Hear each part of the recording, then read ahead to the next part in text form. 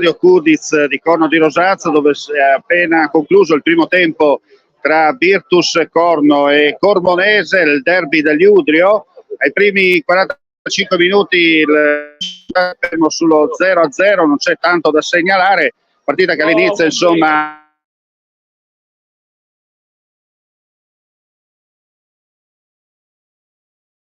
ospite, ma una difesa, poi partita che si è un po' spenta subito e soltanto nel finale ci sono state due occasioni, una al 42esimo per la Cormonese, un bel tiro dal limite dell'area scoccato da Domede, la palla però non ha avuto quell'effetto sperato ed è finita di poco al lato, ma la clamorosa palla gol è capitata alla Virtus Corno proprio allo scadere, quando su un errore difensivo della Cormonese un giocatore della Virtus ha recuperato il pallone, l'ha messa in area e Bolas, praticamente a portiere battuto, si è completamente incartocciato sul pallone e ha permesso il recupero della palla. Vi ho detto che la giornata è calda, bella la presenza di pubblico, quasi tutto esaurito sugli spalti dello stadio comunale di Corno, il terreno comunque è in perfette condizioni. Prima di concludere vi ricordo ancora il risultato finale da segnalare, tanto 6 ammoniti in una partita che è estremamente corretta, ma un direttore di gara dai cartellini facili. Dicevo, all'intervallo 0-0 a Corno di Rosazzo, ci risentiremo poi alla fine del match